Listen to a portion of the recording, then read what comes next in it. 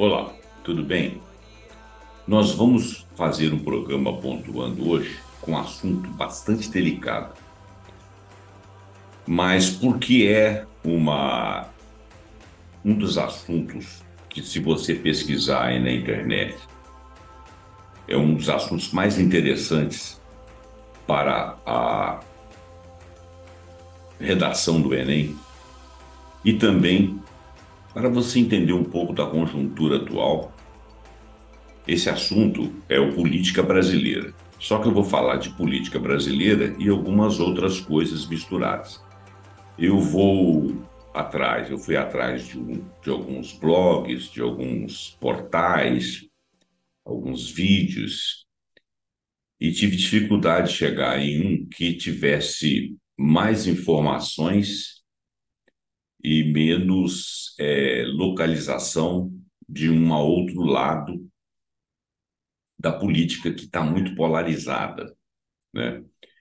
Eu, particularmente, tenho um pensamento, mas e vou fazer comentários, obviamente, que ninguém consegue ser absolutamente imparcial, mas diante da realidade dos fatos, mesmo que você caminhe para um ou outro lado da política polarizada, você pode se ater aos fatos e comentar apenas os fatos, sem deixar alguma digressão sua pessoal, se for o caso da redação. Ainda assim, eu trago fatos e a maneira como você encara esses fatos, obviamente, é particular sua. O que você for fazer na redação é um problema seu.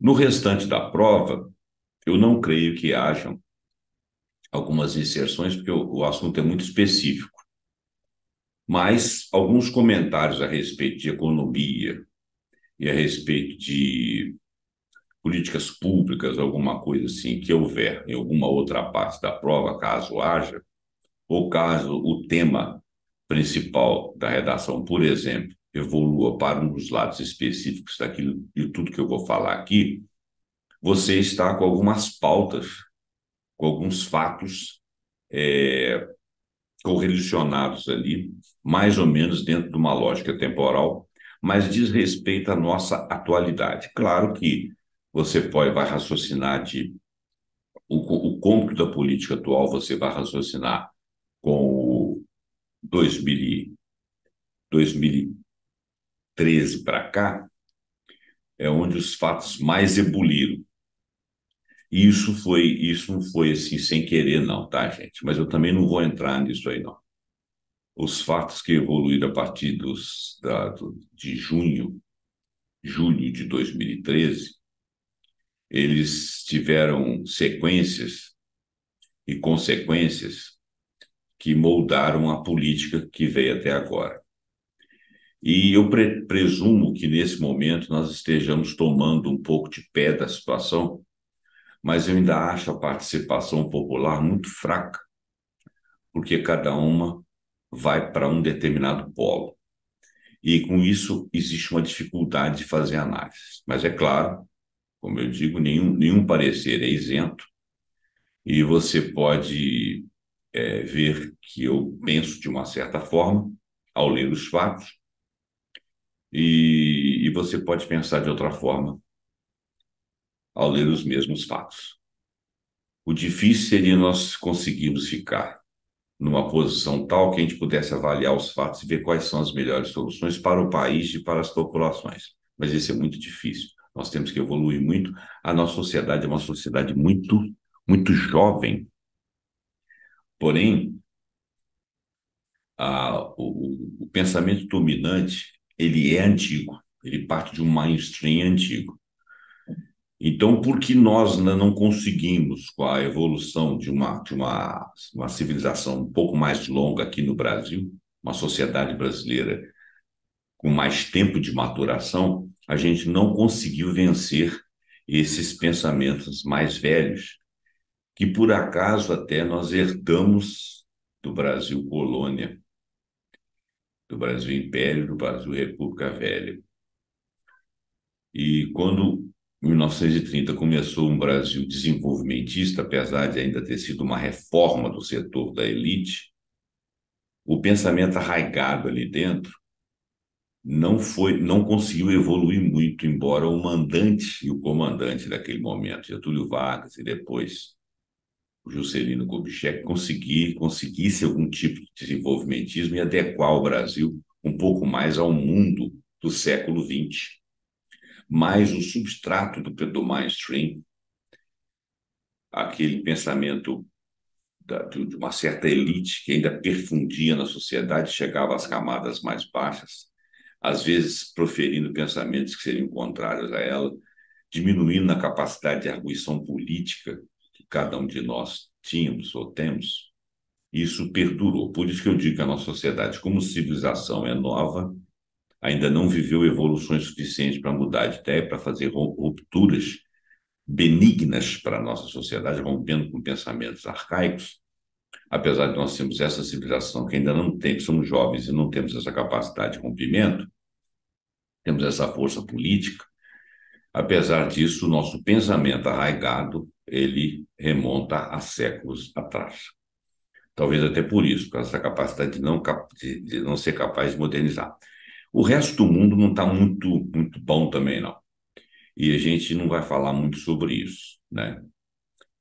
O capítulo da guerra da Ucrânia, eu vou deixar para fazer um tópico específico, que é outro assunto espinhoso, que as pessoas tomam um lado, esquecendo ali não existem dois lados, Ucrânia, Rússia. Existe todo um mundo, principalmente ligado à questão econômica, questão de hegemonia, questão de poder, que está ligado àquele assunto. Mas ele influencia na política do Brasil e na política mundial. Então a gente vai tocar superficialmente. A questão religiosa, que eu também tenho uma certa dificuldade de tocar, ela vai aparecer aqui, mas caberia também um programa só para isso. Então, nesse programa político aqui vão aparecer alguns assuntos, alguns eu já conversei, outros eu vou tratar aqui, e outros vão ser objeto de programas específicos, como seria a guerra da Ucrânia, a questão da religiosidade, da religião. Bom, o vídeo, infelizmente, vai ficar longo, porque o assunto é muito extenso, tá? Então, eu te aconselho a vê-lo em duas partes. Você para ele no meio, assiste o resto no dia seguinte. Eu sei que você não tem uma coisa só para fazer, que é assistir o meu vídeo. Mas ele é importante para você fazer reflexão, principalmente se você vai fazer uma prova, tá bom? Uma prova, uma redação. Vamos lá ao texto. Esse texto aqui, ele foi tirado quase que na sua totalidade da CNBB, Conferência Nacional dos Bispos do Brasil. Mas ele tem parecer de alguns padres clérigos ligados às pontifícias universidades católicas, mas ele tem parecer de outros próceres de outras localidades. São vários autores, são muitos autores. Eu não vou cansar lendo aqui, porque isso realmente não interessa o texto, mas o texto, se você quiser vê-lo na sua íntegra, ele chama Os Grandes Desafios da Sociedade Brasileira, uma análise de conjuntura. Esse é o texto no qual eu me baseei, tirei N partes, porque ele é muito grande, ele tem lá 40 e poucas páginas, eu tentei fazer tudo em 6 páginas, e abaixo, mudei algumas coisas do texto que eles colocavam direcionado para um ponto de vista, eu generalizei para que fique um pouco mais confortável para a leitura de todos. E algumas partes eu só praticamente pus um parágrafo para não ficar excessivamente extenso, até porque ninguém aqui quer fazer um tratado.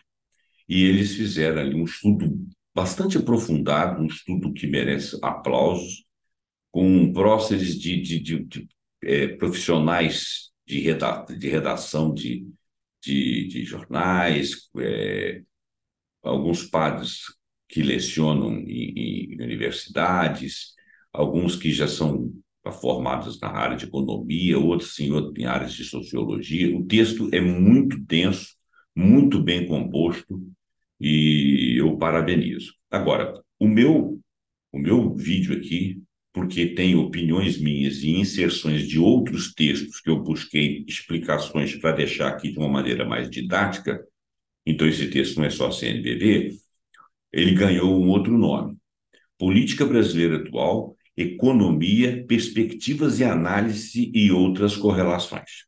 Tá bom? Então ficou um título grande.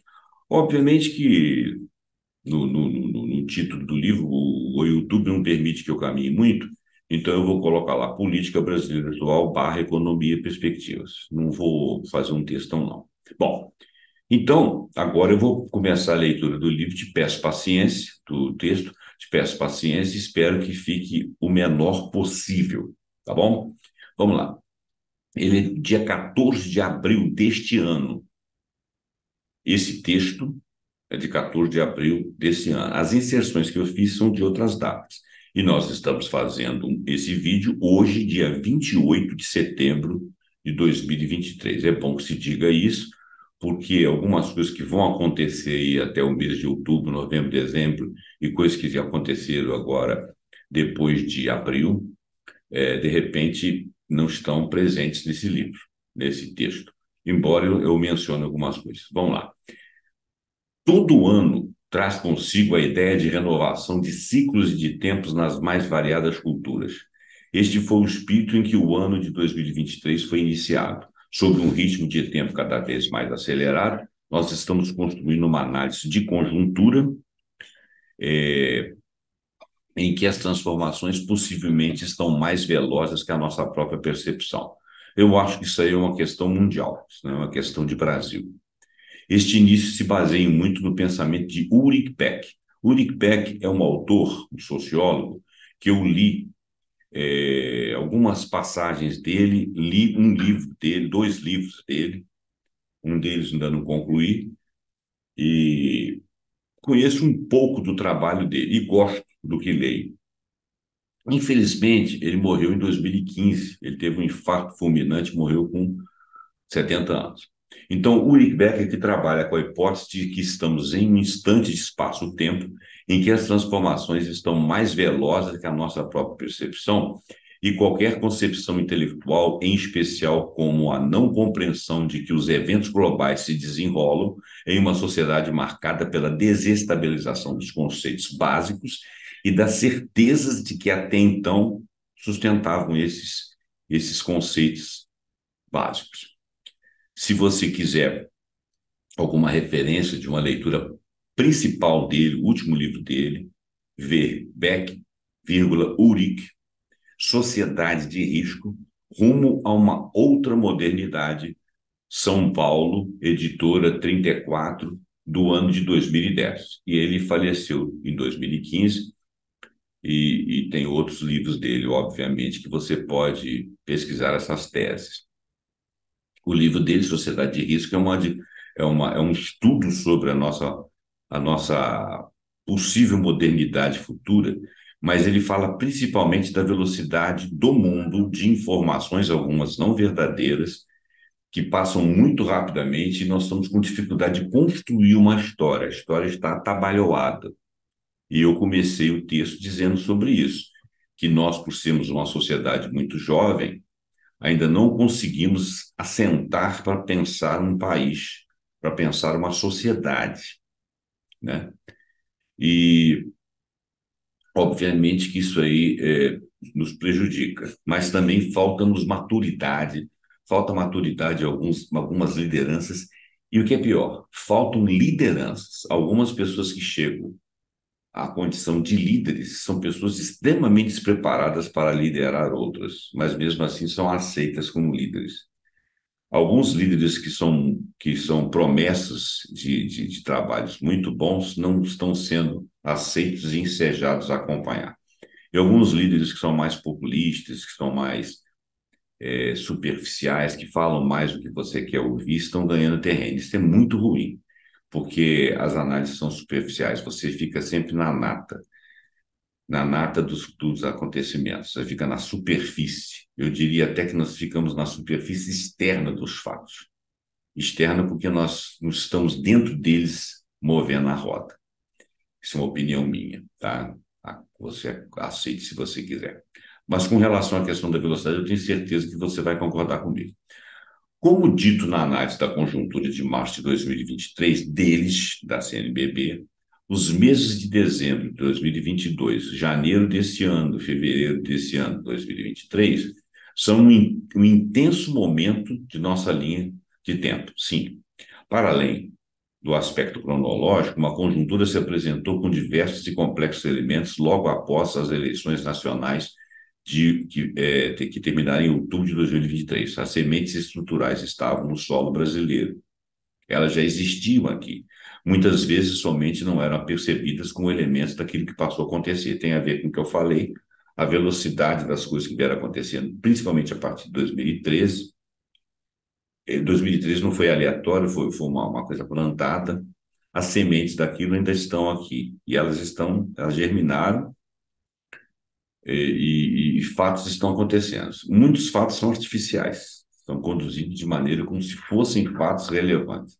Outros, que estão mais implícitos e menos visíveis, depende de uma análise de tudo que aconteceu, eles também dependem dessas sementes, eles também têm origem nessas sementes que deram outros frutos que não eram pretendidos, que seria a capacidade da população verificar que algumas coisas que não são muito boas estão acontecendo. Então, algumas coisas que vieram à tona, assim, rapidamente caíram por terra.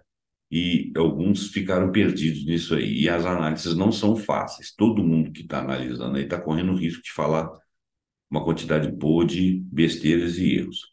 O setor mais reacionário e radicalizado com a derrota do último presidente, que eu vou evitar falar o nome, passou a adotar um conjunto de estratégias de resistência ante a mudança do poder executivo. Sim. Então, esse movimento que houve no final do ano passado, que está acontecendo até agora, é uma resistência à queda desse último presidente nas urnas, de maneira lícita. Em um processo de múltiplos atores, quase todos com o mesmo procedimento sob o mando da característica do séquito desse último presidente, que eu vou evitar falar o nome, foi tentado um golpe, né? Então, essas criaturas que esse ex-presidente conseguiu arregimentar, que eu chamo de séquito, né? O séquito dele, aqueles que creem na sua liderança, que acham que ele estava certo, que acham que ele foi prejudicado, que acham que existe uma injustiça, parará, tentaram um golpe da maneira mais. Todo golpe é um fracionamento da realidade, né? Mas esse foi feito assim, de uma maneira assim, muito. Como se fosse uma rebelião, uma coisa assim meio idílica. Até mesmo aquelas primaveras árabes lá que as pessoas iam para a rua e faziam as coisas, não chegaram a ser tão violenta como um determinado ato do dia 8 e a tentativa de explodir um aeroporto em Brasília no dia 12 de dezembro, mais o dia 8 de janeiro, foram ações que seriam consideradas terroristas mundo afora. Quer dizer, essa não era propriamente uma primavera, né? Manifestação é uma coisa, né? Muita agitação nas redes sociais essas que foram cooptadas com essa intencionalidade, e elas não foram capazes de levantar a maior parte da população brasileira, mas ela foi capaz de colocar alguns ali fiéis àquela ideia do golpe, de mudar a realidade de maneira truculenta, e isso foi muito complicado. Entretanto, conseguiram mobilizar uma parcela importante entre crenças e ilusões de se tentar mudar a realidade eleitoral fora das garantias constitucionais. Expressão desses setores mais atabalhoados da política. Eu vou chamá-los de setores radicalizados, com ideias fixas, com ideias, inclusive, que eles próprios não sustentam, que se eles forem refletir sobre o que falam, talvez eles misturam religião com crença numa determinada malignidade do outro lado, tudo de uma maneira extremada, que se você for fazer análise dos fatos e eventos pregressos de 10, 20, 15 anos atrás, não se baseiam em realidades. Então, foi muito uma coisa assim, meio de catarse. Bom, a contenção de tais iniciativas ilícitas, porque elas são ilícitas constitucionalmente, resultou de um mosaico de fatores. No plano internacional, a falta de qualquer adesão política a um cenário de mudança por meio de um golpe, especialmente nos Estados Unidos da América, foi crucial. Os Estados Unidos da América soltaram uma nota dizendo que não apoiariam um golpe, uma quebra da normalidade política no Brasil. Eles não apoiariam.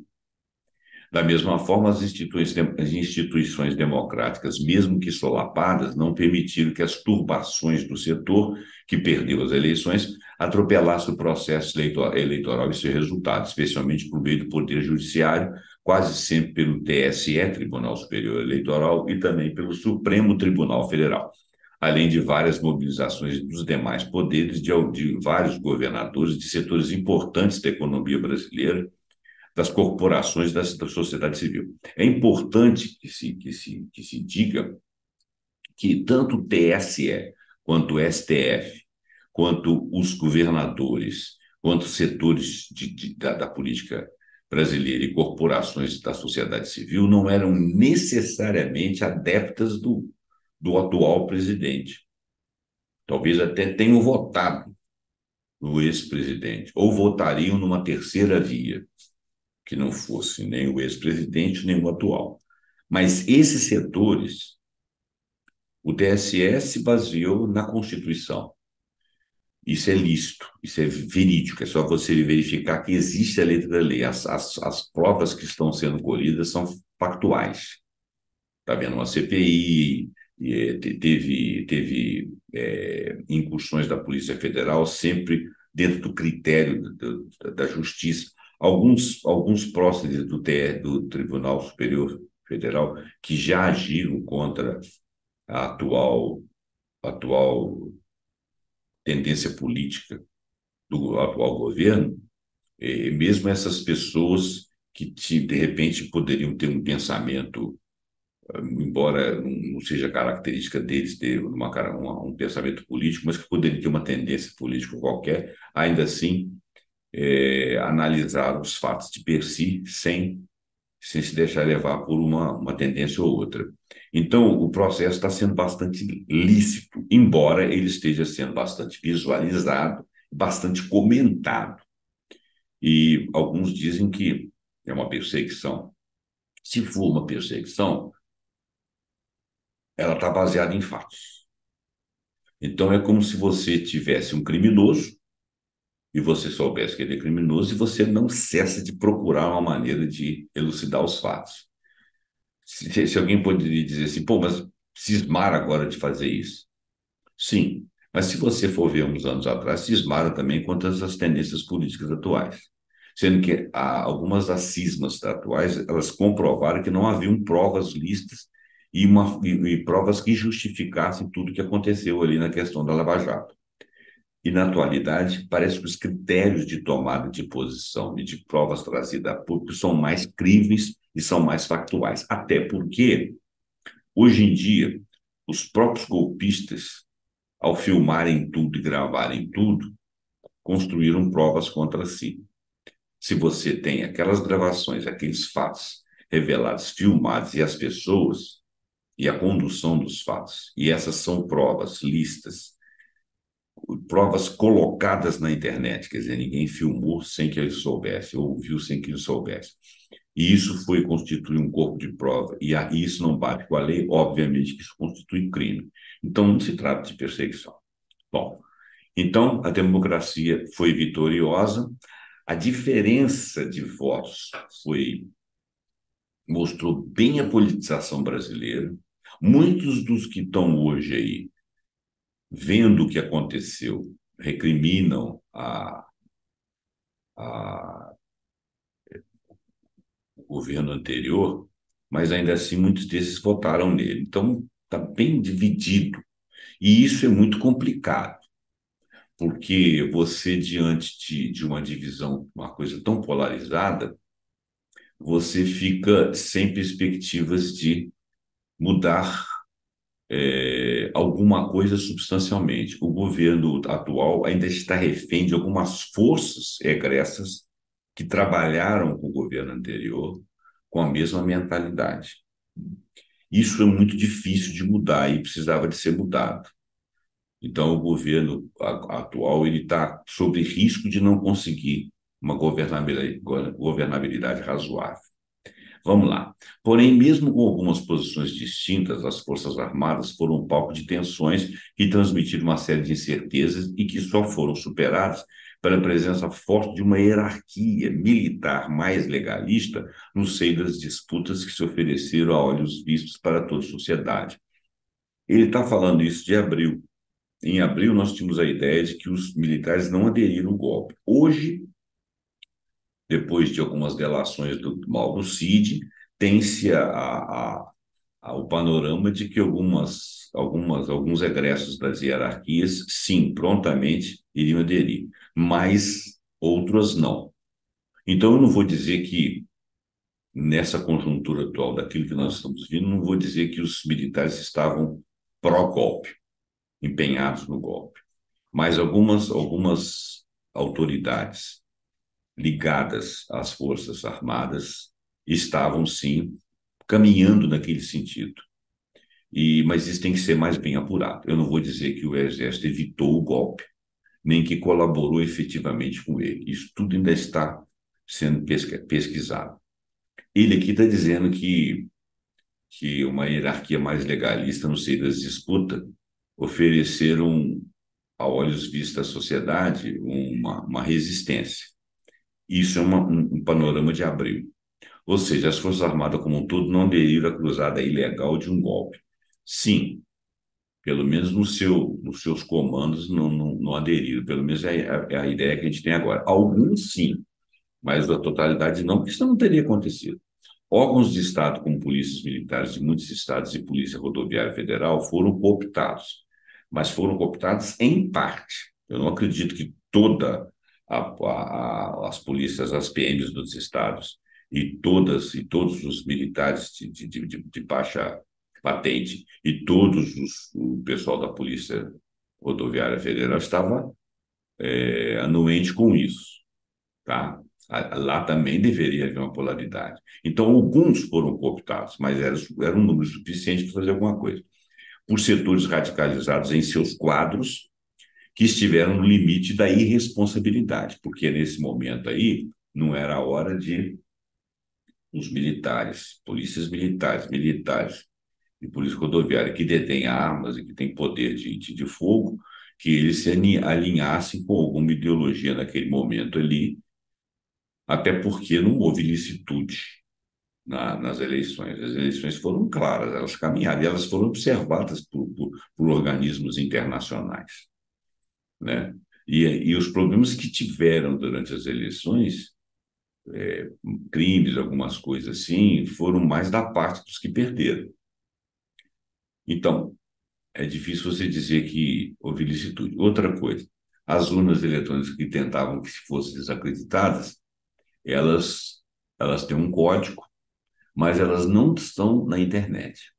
E na atualidade, foi depois de abril, já aquele hacker que foi um criminoso a dois lados, mas que, com relação aos crimes da Lava Jato, embora ele tenha cometido crimes de buscar elementos e jogar aqueles áudios lá da Lava Jato, o que seria considerado incorreto, mas revelou nessa incorreção dele, revelou incorreção dos juízes, do pessoal que procedeu naquela época.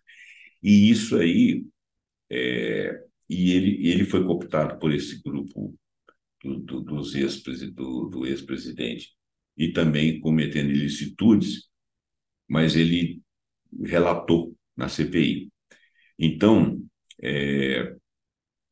isso hoje em dia a gente sabe que foi revelado todas as cooptações as formas de pensar. E ele falou que ele não conseguiria entrar numa urna porque ele não tinha acesso a ela através da internet. Ele teria que estar dentro da, da sala onde estivesse fazendo as contabilidades de voto, essas coisas, e que ele não teve esse acesso. Bom, isso aí está sendo apurado, eu não vou por esse lado, não. O ex-presidente, ao final do mandato, sai do país. Não se entendeu por quê. Essa ida para o exterior, além de não cumprir com a tradicional transmissão de cargo entre presidentes, serviu de cortina de fumaça para que no dia 8 de janeiro de 2023, domingo, os adeptos mais radicais do secto dele pudessem atacar Brasília e os poderes da República, não atracaram os três poderes da República na tentativa de provocar aquilo que seria uma GLO, que colocaria setores das Forças Armadas no controle.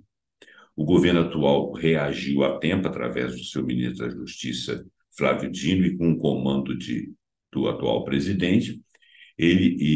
O ex-presidente retorna dia 30 de março de 2023 e se ocupa da defesa diante de acusações de várias coisas, entre outras de que estaria à frente da tentativa de golpe. Tudo isso está em acontecimento ainda. Eu acho que essas minúcias não fazem muita.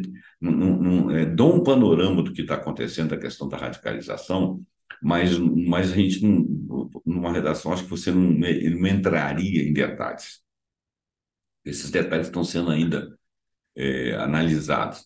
O pano de fundo disso aqui é o seguinte: como que você consegue conduzir pessoas para cometer erros, para julgar uma coisa a princípio sim, supor que uma coisa é assim, como é o caso de se supor que um hacker iria entrar nas urnas, coisa que lá fora ele já. As pessoas lá fora elogiam a forma da eleição brasileira, que é muito rápida, os resultados saem rápidos e tal.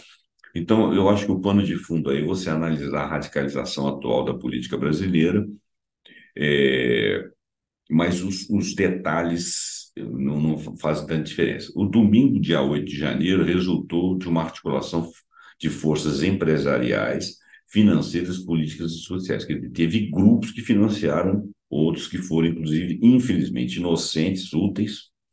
Os extremistas hoje com uma parcela significativa submetida a processos criminais e muitos ainda estão sob prisão preventiva em Brasília, destruíram espaços e prédios públicos com fúria inédita e com diversos simbolismos para todo mundo e para todos os democratas brasileiros. E também os democratas lá de fora, porque as pessoas não acham que a tomada de um poder possa ser através de destruição.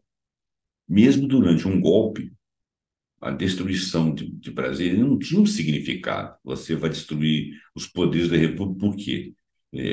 Não deveria existir legislativo, não deveria existir judiciário, não deveria existir executivo, porque você destruiu isso tudo. Então, você quer o quê? Uma ditadura que um manda, né? Um faz as leis, um aplica as leis, um governa, demanda e controla. Isso não existe em lugar nenhum do mundo. A reação social da maioria das autoridades públicas, além das mais diversas articulações da sociedade brasileira, acabou por inaugurar o ano num misto de decepção profunda e fortalecimento da democracia. Isso é uma expectativa, tá? Porque há algum tempo atrás as pessoas falavam a democracia brasileira está madura. Madura, mas aconteceu esse fato, né? E porque alguns setores que, embora não concordassem com a tendência política atual, não foram capazes de aderir a uma loucura como essa, inclusive dentro das próprias Forças Armadas, não, não fala muito a favor de um equilíbrio, de uma maturidade da nossa democracia, né? A conduta dos extremistas, a conduta do secto do ex-presidente, inclusive durante o governo dele, davam bem o panorama de como que um Brasil, um país, não deveria ser governado, inclusive na sua área política, que é muito pouco, na sua área econômica, que é muito pouco discutida, na pessoa, por exemplo, do Paulo Guedes. O Paulo Guedes, ele foi na minha maneira de pensar, tá? Aí você pode discordar de mim, o Paulo Guedes, para mim, foi o pior um dos piores ministros que o Brasil já teve em algum governo. Ele foi um dos piores. E o tal de Pazuello na saúde também, ou foi. O Paulo Guedes, porque todas as estratégias, todas as concepções políticas dele, a maioria delas eram contra o crescimento do país. achava que tudo deveria ser vendido, o Estado deveria ser mínimo. Então, houve um descontrole geral das contas públicas, mas não vamos entrar nisso aí, não, porque apesar de ser parte da nossa política, os temas especificamente nós teríamos que discutir cada um, então ficaria muito grande. E eu também, às vezes, tenho que ler um pouco mais. Se já estava na estratégia do governo federal fortalecer a frente ampla que o levou à vitória, o governo atual, acabou-se por ter-se a construção de uma amplíssima correlação de forças políticas com os partidos políticos que não estavam articulados em 2022 com a União Brasil, resultado da fusão do PSL com o PFL. Tal movimento aumentou as condições mínimas de governabilidade em nossa gramática de política ultraconsensual, mas criou diversas disputas internas. Apesar dos múltiplos esforços da articulação política, a relação executivo-legislativo padece de maior compactação e deixa a pauta política sob controle de comandantes das casas do Congresso Nacional, em que não tem maioria. Então, Arthur Lira, do PP da Alagoas, na Câmara dos Deputados, Rodrigo Pacheco, do PSD de Minas, no Senado Federal, ambos eleitos com apoio e trabalho duro de Lula, do atual presidente, e de seu cerco de alianças, detêm muita força junto com seus correligionários e parceiros políticos. Até o momento, os presidentes das duas casas legislativas ainda disputam um maior controle sobre a dinâmica parlamentar, eles dois, em especial no processamento das medidas provisórias oriundas do Poder Executivo. Esta frente de governabilidade resulta naquilo que se convencionou de chamar presidencialismo de coalizão. Eu vou explicar aqui o que é o presidencialismo de coalizão. Isso aí mantém um pouco o presidente refém, o presidente atual. E esses presidentes das duas casas, Arthur Lira e Pacheco, não são os melhores próceres do nosso Congresso Nacional. Eles são ligados a muitos grupos de interesses políticos. E isso tem sido muito ruim no Brasil, porque coloca interesses de setores na frente dos interesses brasileiros. E todas as pautas são discutidas à luz do interesse de grupos.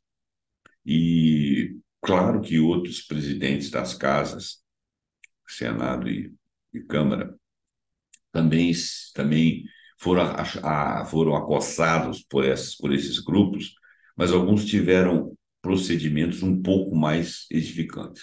O Pacheco parece que é um pouco mais liso, um pouco menos tendente, mas o Arthur Lira parece uma pessoa que quer reunir muito poder. E você não conhece exatamente a ideologia dele, parece que ele não a tem. Então, isso é uma opinião minha. Independente disso que eu falei, o presidencialismo de coalizão, uma definição que eu vou dar agora, é um tipo específico de práticas políticas desenvolvidas para produzir maiorias, ou seja, coalizões, aptas a garantir a estabilidade para um governo realizar as reformas que considera necessárias e impedir aquelas que sejam contrárias ao seu projeto político. Haveria no interior desse sistema um verdadeiro dilema institucional na medida em que tais práticas tendem, em determinados momentos, a acirrar as tensões entre o legislativo e o executivo. Essa definição é de Rafael Tomás de Oliveira, que eu tirei da revista Conjur. Não vou tomar como minha, porque eu achei a explicação muito boa. Eu, sinceramente, tinha vontade que o Brasil não tivesse mais um presidencialismo de coalizão.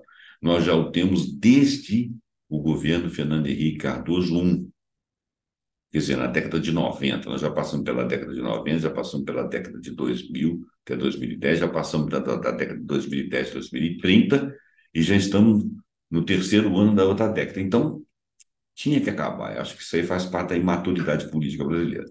O primeiro teste dessa governabilidade do atual governo foi a PEC da transição, promulgada pelo Congresso ainda em dezembro de 2022, que destinou 145 bilhões de reais e duração de um ano, além da exigência de aprovação de uma nova regra fiscal que viria substituir o chamado malfadado teto de gastos, uma ideia indecente, segundo a minha opinião, vigente desde 2016, com a emenda constitucional SC 995. Ele teve o auxílio do Supremo Tribunal Federal, que decidiu tornar inconstitucionais as emendas de relator, mais conhecidas como o orçamento secreto, e a determinação da retirada de benefício social dos tais tetos de gastos. Esse orçamento secreto, ele foi retirado, as emendas do relator. Hoje em dia tudo tem que ser transparente. Porém, ainda assim é negociado em emendas. Não é mais secreto, mas são negociadas emendas. O benefício o benefício social, que não é nenhum benefício do teto de gastos, ele foi substituído por um arcabouço fiscal que não chega a ser nenhuma coisa primorosa. Vamos falar sobre isso. A exclusão do benefício de teto de gasto e a aprovação da PEP asseguraram o uso de recursos para outras despesas. Isso é verdade. Foi o mínimo, mas também foi o máximo até agora. Em tempo. No teto de gastos, isso eu procurei também definir com leituras de vários lugares. O teto de gastos, o governo federal fica impedido de criar um orçamento para a União deste ano, por exemplo, né, maior do que o do ano anterior. Ele pode apenas corrigir os valores de acordo com a inflação. Alguns gastos até podem crescer mais do que a inflação, desde que ocorra cortes reais em outras áreas. Isto implica que, na prática, portanto, as despesas do governo não terão crescimento real por 20 anos a partir de 2017. Eu vou te dar uma ideia aqui. Suponha que você tem um apartamento. Tem uma lei, a ideia é pobre, mas você vai entender. Tem uma lei que diz o seguinte: você só pode reajustar o seu aluguel segundo a inflação. Aí dá uma crise lá no Oriente Médio, o petróleo vai lá em cima, o dólar acontece, tem uma guerra, o dólar sobe, tudo que é insumo de alimentos, de várias outras coisas da indústria, sobe de preço. Você tem uma inflação elevada. Aí, como a inflação é a média de produtos, você ficou com um valor alto. Então, o reajuste do seu aluguel vai ser um valor poupudo. Mas isso que, de repente, não tem problema nenhum disso. As coisas estão acontecendo naturalmente. Aqui no Brasil, você não tem problema de safra, não tem nenhum problema de climático. Não houve guerra em lugar nenhum, o preço do barril do petróleo começou a cair, o Brasil precisa de menos dólares, então ele pode valorizar um pouco mais a moeda brasileira. Nós estamos numa calmaria, aí a inflação é baixa, aí o reajuste do seu aluguel é mínimo. Só que a região onde é que você está crescendo, estão construindo um shopping e tal. Então, quer dizer, o valor de mercado do seu apartamento ele aumentou, portanto, o valor de aluguel também. Então, o que você vai querer? Você vai querer tirar o cara de lá para poder ter um valor melhor para você, que valorizou. Então, essa ideia é pop pelo seguinte, porque o orçamento é uma coisa que visa ver as necessidades do crescimento brasileiro. Se o Brasil precisa de crescer, de repente, como esse local em torno do prédio cresceu, você demanda mais gastos no orçamento para você tocar a política para frente. Se você limita os gastos em ganho real à inflação anterior, e a inflação dá uma média que não é exatamente a imagem de tudo que está acontecendo de bom e de ruim, você fica limitando o crescimento do país. Então, quer dizer, a ideia que eu dei foi pobre, porque você está limitando o ganho pessoal de um cara que é dono de um apartamento. Agora, aqui você está limitando o crescimento de todo um país em função de um gasto fiscal que não pode ultrapassar uma determinada coisa. A troco de que se faz isso? Limitar o crescimento de um país? Ah, não, porque nós temos uma dívida pública, nós temos que ter responsabilidade fiscal, ou seja, você não pode gastar mais do que se arrecada. Mas o governo produz dinheiro. Ah, mas ele gera inflação? Ele gera inflação, mas se ele souber controlar a taxa da inflação, ele cresce mais e o poder de compra das pessoas aumenta mais ainda por causa do PIB per capita. Você fica com o salário melhorado, você suporta melhor a inflação, não é que a inflação vai te derrubar toda a prova. Então, esse teto de gasto aí é uma coisa encomendada para engessar a política brasileira. E tudo que você não puder gastar vai diminuir, menos o pagamento da dívida pública. Essa é sacrossanta. É pecado se você não pagar. E ela responde por 47% do nosso orçamento. E vai continuar sendo 47%. Você pode tirar do orçamento, diminuir a educação, a saúde, assistência social, segurança pública, qualquer coisa. Dívida pública, você não pode. Ele é 47% a 50% do nosso orçamento. Dependendo se o seu orçamento diminuir muito, o valor que você tem que pagar pode ir avançando, pode chegar a 50, 55, porque o resto diminuiu, porque o valor total diminuiu. Quer dizer, se o valor do orçamento for diminuindo e você não atender as demandas sociais para a qual o governo foi eleito, a economia é necessária, você está evoluindo como país. Aí você não vai conseguir pagar dívida pública nenhuma. E vai continuar contraindo dívida pública até que você chega numa dívida pública que fica impagável ou que o seu país pare. Que raio de política é essa? E a tal de meta fiscal também com valor fixo de inflação também limita o crescimento, que é o tal do arcabouço que fizeram aí. Substituíram quase que 6 por meia dúzia. Melhorou um pouquinho, mas vai demandar muita coisa. Então, eu não estou muito, eu não estou muito alegre com essas mudanças, não. Mas vamos ver o que vai dar. A mudança de governo trouxe outras relações entre Estado e sociedade e oferece novas perspectivas, temas como situações dos indígenas, por exemplo, houve genocídios anomames, a severa repulsa à mineração ilegal em terras indígenas, a reação pronta e sem preconceito com outras lideranças políticas à frente da calamidade das chuvas extremas no verão do litoral de São Paulo e de outros estados, além do combate à política de juros altos praticadas pelo Banco Central e a proteção de mulheres brasileiras, são alguns exemplos desse tempo, nesse curto intervalo de tempo que tem aí. Isso realmente foi razoável, foram tomadas de posições razoáveis. Recentemente, o ministro da Fazenda anunciou regras para a gestão do déficit público que substituirão o tal de teto de gastos, com a adoção de bandas semelhantes às metas de inflação antigas, mas com um limite mínimo para investimentos e com preservação das despesas com educação, entre outros pontos relevantes. Quer dizer, tentou segurar um pouco a questão da educação e alguns outros pontos relevantes, mas o limite mínimo de investimentos. Quer dizer, a economia continua sendo projetada para ter menos investimentos por causa da tal da inflação e por causa da tal da dívida pública. Então, eu não achei que ficou muito bom, né? Entre pontos relevantes, a proposta parece ter tido boa receptividade no mercado. O mercado ele só ganha, ele não perde nada. E um certo silêncio entre os progressistas que ficaram como eu, meio achando que trocamos meia seis por meia dúzia. Mas é o que se conseguiu. Por quê? Porque a nossa política está muito atrasada. As pessoas ainda acham, ainda tem aquele lance de não, porque você tem um orçamento familiar, você só gasta aquilo que você ganha. Então, a família, você tem uma dívida, você paga a sua dívida. E o resto, você tira lá da escola das crianças, você tira do livro, você tira do almoço do domingo, você tira do passeio na praia, mas você paga a sua dívida. Mas isso é família. E na família você não está fazendo investimento em cima de uma série de coisas que estão ebulindo ali, indústrias e gente querendo prosperar, gente querendo formar. Família não tem nada a ver com o Estado.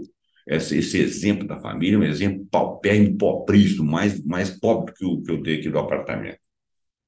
Entendo. Como funciona o tal do arcabouço fiscal? Fui procurar também para saber lá, para falar direito. O governo do presidente atual propõe basicamente mudar as regras do atual teto de gastos. Olha bem, ele mudou a regra do teto de gastos, ele não retirou e jogou no lixo o tal de teto de gastos. A proposta apresentada por Haddad evita que o orçamento fique congelado. Tá, com despesas do governo sendo corrigidas no máximo pela inflação, porque isso aí era o congelamento do teto de gastos. Agora, pelas propostas do governo, as despesas estariam agora vinculadas à arrecadação. Presta atenção. Se o país não cresce, a arrecadação não cresce. Se o país não prospera, você perde a arrecadação. Então, não foi uma troca muito boa, não, mas tudo bem. Pelas propostas do governo atual, as despesas estariam agora vinculadas à arrecadação independente da inflação, quer dizer, jogamos a inflação fora. Os gastos do governo poderiam aumentar no máximo 70% do aumento da arrecadação. Então, se a arrecadação aumentou, por exemplo, a arrecadação aumentou de 10 bilhões para 15 bilhões. Você só pode usar desses 5 que aumentou, 70% dele para distribuir, para dizer que é novo orçamento. Eu ainda acho que isso é um gesso. em gesso. Porque se você não está fazendo investimento, você não vai aumentar a arrecadação. E se você aumentar a arrecadação um percentual pequeno, você ainda vai poder usar apenas desse diferencial 70%. Não chega a ser uma coisa assim de aplaudir, não. Isso não chega a ser investimento. Isso significa que se a União receber 100 milhões de impostos a mais, ela poderá usar 70 milhões no ano seguinte. Os valores são ilustrativos, é óbvio. Ainda é um arcabouço que isso já são palavras minhas. Ainda é um arcabouço que ingessa a economia, porém de forma menos restritiva que o valor de inflação do ano anterior do orçamento, até porque o valor da inflação, ele muitas vezes não tem um significado. Por exemplo, quando eles aumentam os juros, porque a inflação está alta, ora, se a inflação for de demanda, você está tentando segurar a demanda com os juros. Agora, se a inflação não for de demanda, se ela for de fatores externos, você está penalizando a população por causa desses fatores externos que estão aumentando a inflação contra o trabalhador, contra o produtor, contra o tipo qualquer de trabalho, seja o proletário, seja o dono da empresa, seja o industrial, seja quem for, o funcionário público, qualquer um. Né? Você tá restringindo o ganho dele com a inflação e mais com o aumento de juros para ele financiar a dívida dele se ele tiver alguma. E as empresas. Então, quer dizer, é uma economia meio burralda, né? Eu não acredito que eles façam sem querer, se não viu, seguir uma cartilha, não. Isso é projetado para ser assim. O governo federal atual tem esbarrado em dificuldades de responder aos desafios crônicos da sociedade brasileira. Isso é uma crítica que a CNBB está fazendo. E esse governo não tem muita saída, não, porque ele depende do Congresso, depende dos grupos que estão lá, depende de metade da população brasileira que pensa que ele é comunista, que ele vai fazer uma opção de coisa, que ele vai comer criancinha, que ele vai acabar com o país, que ele vai tomar as coisas dos outros, uma bobajada danada. Então ele não tem muito apoio para poder influir dentro do Congresso. Ele tem que fazer acordos no Congresso com pessoas que não concordam com ele, mas ele tem que fazer acordo para tentar ver se consegue tirar a água da pedra, né? Então, ele não tem como fazer frente aos desafios crônicos da sociedade brasileira. Isso nem é uma crítica a ele por ver. Nem sei se ele faria se tivesse condições. Acredito que sim. Mas que qualquer um, ele ou qualquer um no lugar dele, teria essa dificuldade. Então, essa crítica aqui, ela deveria ser feita a crítica da política nacional que impede que um governante consiga fazer frente às dificuldades e responder aos desafios crônicos da sociedade brasileira. E isso é uma análise, isso não é uma ideologia. Há diversas questões estruturais da sociedade brasileira que se acirram nos últimos anos, causando um aumento de nosso drama crônico de pobreza e de desigualdade social. E não parece que está sendo feito muita coisa, não, porque você não consegue fazer. Contudo, o atual quadro histórico trouxe diversas outras questões. Um universo social muito polarizado, o crescimento desenfreado da desinformação e das fake news, a crise ética de uma sociedade em transformação, o movimento para além das identidades que resvala no identitarismo, uma economia excludente, a financiarização das relações produtivas, o sistema da tal dívida pública, a corrupção, a prática política que desencanta a cidadania, os muitos e insistentes riscos à vida, as violências distribuídas em todo o espectro social, as agressões à casa comum, que é o Congresso brasileiro, a destruição de nossos biomas, a tentativa de extinção ou aculturação dos povos originários, como se eles tivessem que ser corrigidos em seus costumes para se tornarem brancos, e assim eles estariam certos eternamente. Quer dizer, você ir contra a cultura de alguém, quer dizer, você querer aculturar o povo, querer pegar o povo lá dos indígenas, que são povos históricos, e torná-los à força uma cultura nossa, que inclusive é ocidental, né? E das populações tradicionais, sejam elas quais forem, o racismo, o papel das redes sociais e suas repercussões no mundo da cultura, da política e da religião, a cultura do ódio disseminada em vários setores do pensamento nacional, dentre outros vários fenômenos do nosso tempo. Então, a quadra histórica, ela tem N questões, ok? Presta muita atenção nisso que eu falei aí, porque isso aí pode ser uma base para a sua redação. Se você for falar da política, ou como que a política é feita, porque política é o quê? Política é a relação para se chegar a um consenso com relação à administração de várias coisas do país, vários setores, não apenas as questões econômicas. Segurança pública, assistência social, educação, saúde, ideia de como seria a educação. Então, tem gente que acha que se você vender para a empresa aí, chinesa, americana, inglesa, qualquer uma delas aí, trouxer um programa pronto ali e que você coloca o aluno e vem com um computador e enfia aquilo na cabeça dele, isso aí é educação, isso não é educação, não. Educação é outra coisa. Educação é esclarecedora, é criar senso crítico. Tem ninguém fazendo isso aí, não. Tem nenhuma escola fazendo isso aí, não. Inclusive dentro das próprias universidades, que o pessoal fala que tem lá um professor cheio de ideologia, tem nada disso. A universidade, alguns setores da universidade têm algum pensamento, mas não é seguido pela maioria, não é discutido pela maioria. Eu acho que não existe nem mais tempo para isso. Nós não estamos fazendo história. O tempo está passando na frente da gente igual um feed de rede social. E esse está sendo um grande problema. Nós estamos com falta de aculturamento, não é questão de aculturar com a cultura, com a concepção A, B, C ou D, não. A cultura é você ter a percepção da realidade. Você pode ser indígena, ter a sua cultura, mas você ter a percepção da realidade. Você pode ser um ser negro da periferia, mas ter a percepção da realidade. Que aí você tem capacidade de transformar o seu ambiente através da sua conversa, junto com seus semelhantes e na política. Tem nada disso acontecendo. O Brasil no contexto de um mundo marcado por incertezas, é um título. Estamos diante de uma economia social, cultural, política e ambiental sem precedentes. A guerra na Ucrânia e em diversos lugares do mundo acabou por se transformar em uma guerra mundial em pedaços. Isso é um ponto de vista, né? Eu acho que nós estamos em guerras mundiais há muito tempo. Para você ter uma ideia, isso é um pensamento meu.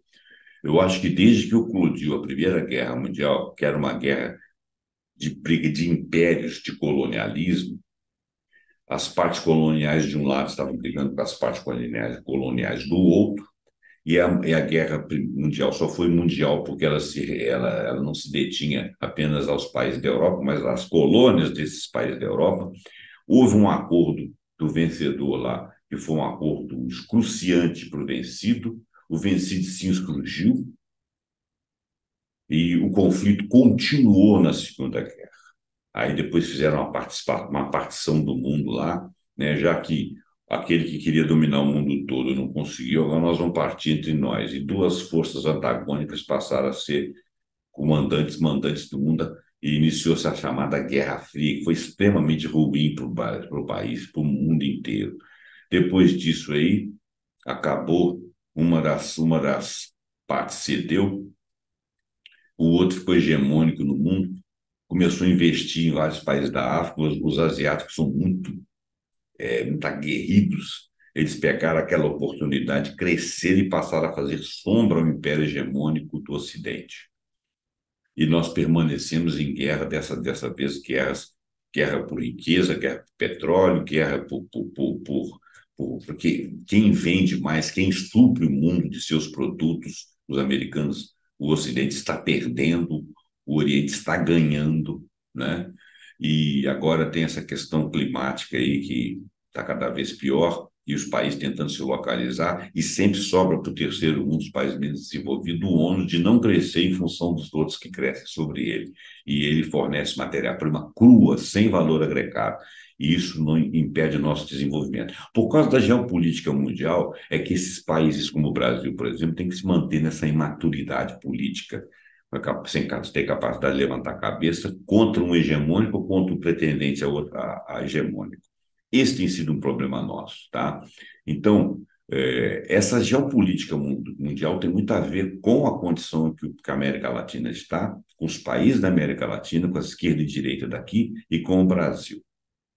E com outros países periféricos, por exemplo, a África, que inclusive agora está se insurgindo. O que vai sair disso? Nós sabemos. Na África tem muito investimento chinês, que são hegemônicos do Ocidente. Mas que, por sua vez, o que eles vão fazer, né? Será que a África vai se libertar efetivamente? Isso tudo influi aqui. Há bombardeios cibernéticos, que chama-se roubo de informações e fraudes em sistemas operacionais, difusão de informações falsas de conflitos armados de tão baixa escala quanto letais. Eles são de baixa escala, mas eles são letais para populações, para a criação e para a paz mundial.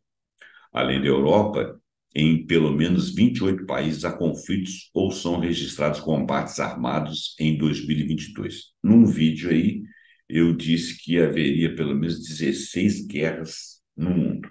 Mas a violência não está associada apenas às guerras. Conflitos armados, informações falsas, conflitos tão letais quanto de baixa escala. Quer dizer, hoje em dia você consegue fazer coisas bastante ruins com meia dúzia de venenos. Inclusive os agrotóxicos, né? A indústria que vende o que for possível vender, te faça bem ou te faça mal, para sempre perseguir o lucro dentro da ideia do neoliberalismo, que é uma coisa que tem sido letal para a humanidade. Países como Iêmen, Nigéria, Síria, Mianmar, Somália lideram esses registros, além da Ucrânia, com milhões de refugiados, nós fizemos um vídeo sobre isso, migrantes e vítimas civis. Os cenários mundiais apontam para uma alteração cada vez mais evidente do parto de um outro mundo multipolar, que nós não sabemos nem se ele vai ser melhor do que esse, em que a visão norte-americana hegemônica, incontida, moralista e imprudente, né? Hegemônica, quer comandar, incontida porque passa para você uma ideia que você tem que aceitar, moralista, porque ela própria coloca detalhes na sua conduta, mas ela própria não segue, e imprudente porque ela faz guerras que ela não consegue dominar, que é o caso da insuflar, da atual guerra da Ucrânia, onde a Ucrânia está sendo insuflada a manter uma guerra em que ela já está dizimada. Outro dia, ontem, anteontem, sei lá, eu fiquei sabendo que existe uma agremiação de mutilados da Ucrânia. Aí você vai ficar com muita raiva da Rússia, né? Pois então fique com raiva também do Ocidente, que o Ocidente insufla que essa guerra continue.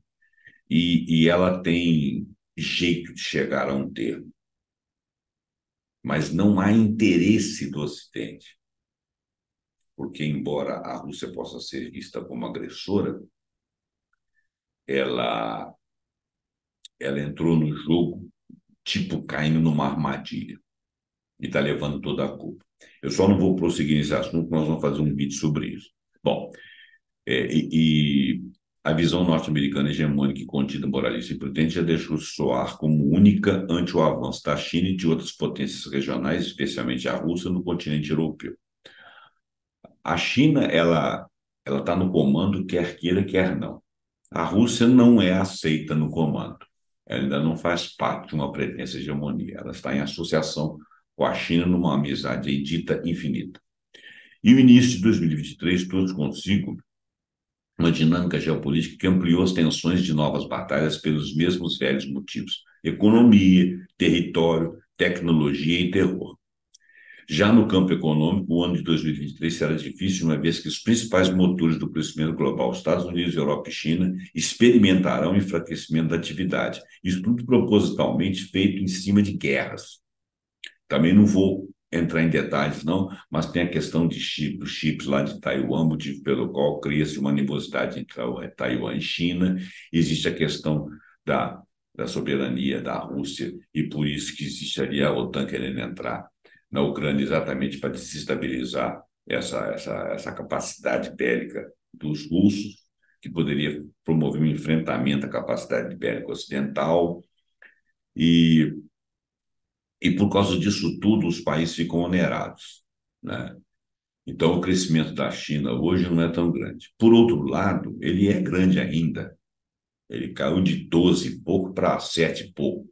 É muita coisa ainda.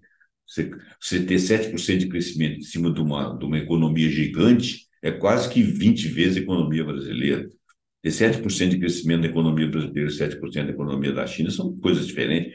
Se eu tenho 1 milhão, você tem 20, 50 milhões, 7% de crescimento sobre 1 milhão, 7% sobre o crescimento de 50 bilhões, é uma coisa dispara. Então, só um percentual não diz muita coisa. O que diz é o quanto que esse percentual sobre que quantidade que está valendo. E a economia da China é gigantesca, sendo que a China não tem dívidas. Os americanos, por exemplo, estão em insolvência lá, eles devem o valor exatamente igual ao seu PIB. Então, o Congresso Nacional tem que entrar em ação e dizer, ó, pode se endividar mais, vamos emitir mais dólar, porque senão ninguém paga ninguém. E uma economia que está cheia de títulos comprados de outros países, principalmente da China. A China chega a ter 3 a 4% dessa dívida, o que já viabilizaria a economia brasileira se ela requisitasse, brasileira não americana, se ela requisitasse isso em moeda, em transferência, se ela cobrasse esse valor. Então, a tendência, por questões de guerras de hegemonia, é que experimentarão enfraquecimento. Isso é ruim pelo seguinte: a China ela vende muito para a economia americana e e compra muito de outras economias. Embora ela venda muito para a economia do Brasil, mas ela é uma das nossas primeiras parcerias para angariar dólar, o que manteria nossas importações necessárias, porque nós não produzimos quase nada, nós somos países que estamos partindo para a desindustrialização, nós precisamos de comprar. Compramos lá fora, principalmente da China. Se a China recai, decresce, passa a comprar menos de nós, ainda que ela tenha muito para vender, nós temos menos capital para comprar. Nossa economia começa a ficar travada. Olha só. Então, o decréscimo das outras economias influi na nossa. É, em outubro do ano passado, o FMI reduziu a sua perspectiva para crescimento econômico global em 2023, refletindo o arrasto contínuo da guerra da Ucrânia, não apenas da guerra da Ucrânia, bem como as pressões inflacionárias e as altas taxas de juros engendradas por bancos centrais como o Federal Reserve dos Estados Unidos, embora recentemente tenha revisto suas previsões. A maior parte dos países estão começando a parar estão começando a baixar juros, inclusive o Brasil está abaixando e vai abaixar mais. Por quê? Porque o setor, não é porque o presidente atual está brigando com isso, não. O presidente atual jogou no ventilador para que os próprios empresários e para que o próprio setor econômico brasileiro vissem que os juros altos não ajudam ninguém, só ajudam os rentistas. E eles precisam de não ficar endividados e pagar suas contas. Então, os juros altos arrebenta com eles particularmente. Então, começaram a fazer coro com o atual presidente, ainda que não em sintonia explícita, mas começaram a forçar a barra. Entre eles, a dona do Magazine Luiza, que não é nenhuma estúpida, né? A desigualdade social se alastra em diversos cantos do planeta e se reflete em precariedade das condições de trabalho, fome, racismo, doenças, guerras, migrações forçadas dos povos da terra. O Brasil recebe gente do Haiti, recebe gente da Venezuela e tem que administrar isso. Eles são gente.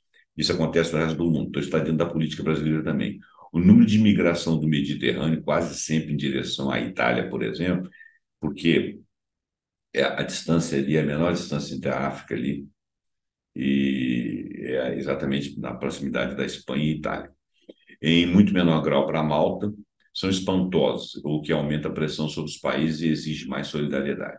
Se não bastasse as epidemias que já conhecíamos, a partir do fim de 2019, nós tivemos a epidemia da Covid-19, assolou o mundo inteiro. Foi a sexta vez na história de que uma emergência de saúde pública de importância internacional foi declarada. Isso é verdade, tá? A gente aqui não tinha lá aquelas imagens lá de máscara lá na Ásia e tal, aquilo ali já era uma emergência de muitos países. Depois a coisa deslanchou. Ah, começou na China. Não, não apenas. É um momento de sindemia. Sindemia é quando você tem uma pandemia, tá? E que essa pandemia começa a prejudicar o tratamento de outras áreas da saúde. Por exemplo, se você está com hospitais cheios de pessoas com Covid, você não tem espaço para pessoas que sofrem de câncer, que têm um problema de diabetes, que têm que fazer uma diálise, que têm que fazer um transplante. Então, a sindemia seria a pandemia influenciando, seria a sinergia entre os problemas de saúde ocasionadas pela pandemia. Então, como elas também se alastram em vários países, é chamado de sindemia. entendeu, né? Em que a humanidade é assolada por ameaças permanentes, especialmente aos vulneráveis. O mundo também enfrenta uma crise da democracia representativa. No coração da teoria e da prática democrática estão o respeito à dignidade individual pela liberdade e pelos direitos humanos. Entretanto, entre os mais graves erros das democracias nesse século que vem desde a Guerra Fria, está a percepção equivocada de que a dignidade individual, a liberdade e os direitos humanos se dão sob o prisma de cada um e não da sociedade como um todo. A sociedade está muito individualista e, e os representantes políticos estão cada vez mais demonstrando que eles representam, sim, os grupos que os elegeram. Você pode votar no sujeito, mas quem elegeu ele foi um determinado empresário, uma determinada agremiação, um determinado grupo de pessoas que tem a ganhar com a ação dele lá dentro. Então, ele deixa de representar você. Quando ele deixa de representar você, isso é uma crise de representatividade. A quem que você representa?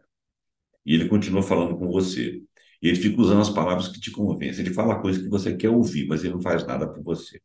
Essa crise de representatividade é complicada na política, porque aí você joga a política no chão. Se você jogar a política no chão, você não fica com nada, porque política é uma coisa que nós temos que fazer.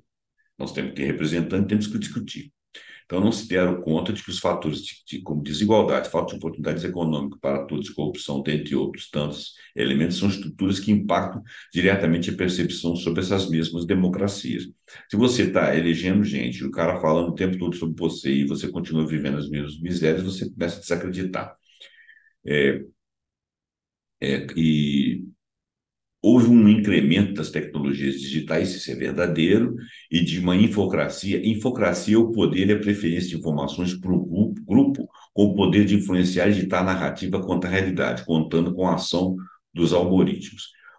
A infocracia seria uma instância de fazer fatos acontecer que desse poder a grupos e econômicos. Por exemplo, durante a pandemia, por exemplo, quem tinha mais capacidade de influência online ficou com o mercado. Então, naquele momento, várias empresas tiveram prejuízo ao fechar e as empresas muito grandes, bem estabelecidas no mercado, que tinham um poder, um comando digital razoável, cresceram os seus lucros em mais de 20%. Ah, mas isso é uma sacanagem, tá? Mas eles vão dizer assim, ah, mas eu não posso, você não pode. As pessoas precisam das coisas, eu vendo, você não vende. Entendeu? E isso aí é um incremento da tecnologia digital que ficou na mão de alguns, e alguns fizeram questão de manter essa infocracia. Então, houve um incremento em tecnologias digitais, uma infocracia, que também não receberam muita atenção das democracias de todo mundo. Quer dizer, as pessoas não começaram a perceber que tinha gente quebrando, enquanto uns estavam ganhando muito. E quando você deixa a gente quebrar aí grupos hegemônicos ganhar, esses grupos em geral são grupos internacionais, não são grupos nacionais, eles levam os lucros para fora. E as empresas daqui quebradas não deixam o lucro aqui dentro, que gera impostos, que gera crescimento do país. Então o país decresce. Está aí o motivo de eu ter falado da infocracia. Então, o poder e a preferência da que eu estou aqui, em grande medida, o uso perigoso desse conjunto de coisas acabou por ter um papel destacado no recrudescimento de governos autoritários, de movimentos autoritários cada vez mais atuantes, a partir das estratégias de desinformação e outras formas de manipulação das informações, somadas ao discurso de ódio e à propaganda em um tempo em que os smartphones e as plataformas digitais transformaram completamente a comunicação humana.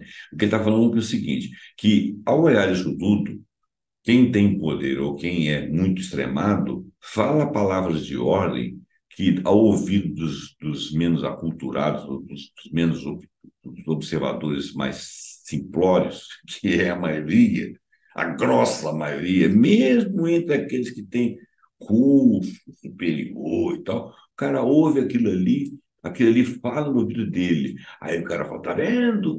Eu represento isso, nós vamos romper, que isso rompe porcaria nenhuma. Ele quer ganhar o poder para ele. E começa a te encher de elementos assim, de simbólicos de que nós vamos fazer, nós defendemos o grupo tal, nós somos a favor da família tal, e por aí vai. E nada disso é verdade, nada disso funciona, nada disso vale a pena, nada disso é representativo, nada disso tem significado. O que tem significado é você se aculturar, saber o que você está discutindo, com quem você está discutindo, porque a política ela é uma questão de confluir para chegar a consenso. Por isso nós temos que discutir. Se você radicalizar, os grupos não discutem. Cada um tem a sua razão. Lá na frente um vai querer comer o outro, sendo que o inimigo não está entre os dois, nem de um lado nem do outro. Cada vez mais as eleições estão polarizadas e cada vez mais todas as sociedades estão divididas. Eu disse todas as sociedades. Se você for olhar americano, está assim. Se você for olhar na Inglaterra, na França, nos países. Talvez nos países asiáticos, que são autocracias, são países mais fechados, tenha menos isso aí, porque eles se deixam influenciar menos, porque eles têm as próprias influências deles, porque eles também têm nas suas infocracias.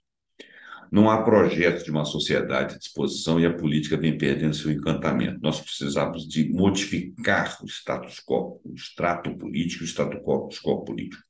Nossa região aqui, a democracia, vem sofrendo diversas turbulências, todos nós sabemos.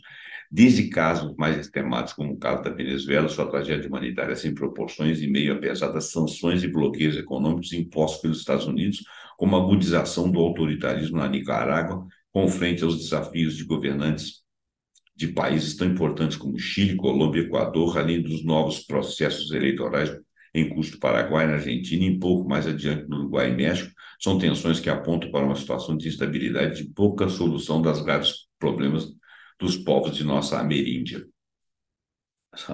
Esse texto aqui está bonitinho, né? Pois a questão aqui da Nicarágua, que eu não vou discutir, porque o governo atual do Nicarágua, ele voltou e ele tinha sido um rompimento lá atrás contra uma ditadura, e parece que ele agora virou autoritário. Como a gente tem tido pouca informação e a gente tem baixa informação de lá, seria necessário ler um pouquinho mais para entender o que está acontecendo. Vou evitar comentar do que eu não sei. Colômbia e Equador, mais ou menos, eu tenho uma noção, mas eu acho que é a noção que todos têm. A mesma coisa do Paraguai e Argentina, Uruguai. O México parece que está crescendo, está querendo vir a ser a nova fábrica do mundo. Esse negócio de ser a nova fábrica do mundo não chega a ser uma coisa muito alvissareira, não. Porque se você tem investimentos lá fora de empresas que fazem você ser a fábrica, isso significa que você tem mais emprego, mas tem empregos mal remunerados, e você continua com a ideia de crescimento e com a ideia de dinheiro para outro. O nosso problema no mundo hoje em dia tem sido muito essa ideia de crescimento, crescimento, crescimento, crescimento. Se todos os países começarem a crescer e querer erradicar as coisas e ter a riqueza que a China pretende ter, que os Estados Unidos já têm, vai faltar planeta. Porque nós não temos água, né? Nós não temos 3, 4 planetas de água, nós só temos um planeta com água, que é o nosso. Nós não temos ferro, aço, pedra, tudo, manganês, cobalto, tudo que precisa para a indústria, nós não temos. Nós temos que ter pesquisa para começar a substituir essas matérias-primas. Então, nós teremos que ter menos crescimento. O acordo seria que todos crescessem menos, a gente trocasse menos de carro, trocasse menos de smartphone, trocasse menos de roupa, gastasse a roupa, joga no lixo para a outra. Mas aí como é que você faz para ter emprego para todo mundo? Você começa a destinar as pessoas para trabalhar em outras coisas que não sejam produções. Aqui no Brasil, nós ainda precisamos de indústria, porque nós vamos vender dólar, vender tudo para comprar o dólar. Mas poderia ser um crescimento razoável, enquanto a China diminui lá, os Estados Unidos aqui, e esse equilíbrio. Isso não vai acontecer. Não vai acontecer, tá?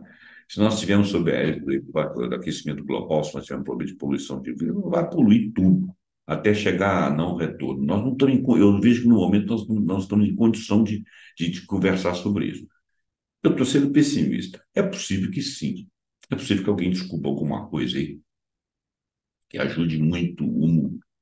Vamos acreditar. O processo eleitoral brasileiro de 2022, entretanto, impactou no reordenamento geopolítico global e regional. Claro. Você vê, por exemplo, o nosso presidente viaja a outros países, ele tem uma influência internacional muito grande, ele sabe fazer uso da palavra e sabe da confiança que ele inspira em várias lideranças, e isso traz investimentos para o Brasil e nos ajuda, inclusive, em causas ambientais.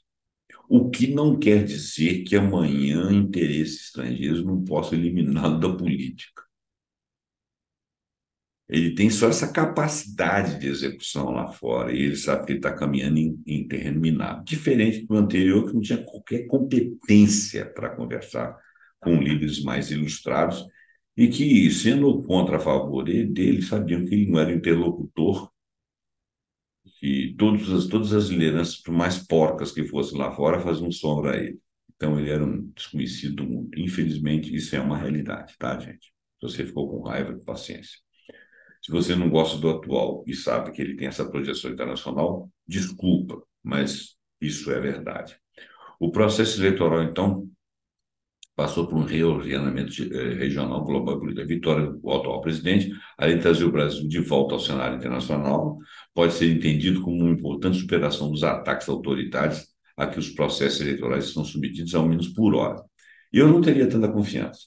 Para além do personagem eleito e da aliança dos partidos que lideram o resultado do pleito brasileiro do ano passado, e com todos os riscos a que fomos submetidos, o fato das eleições nacionais terem confirmado o resultado das urnas deu um fôlego democrático em uma quadra absolutamente difícil, em profundo respeito ao princípio da soberania do voto popular e o papel das instituições públicas.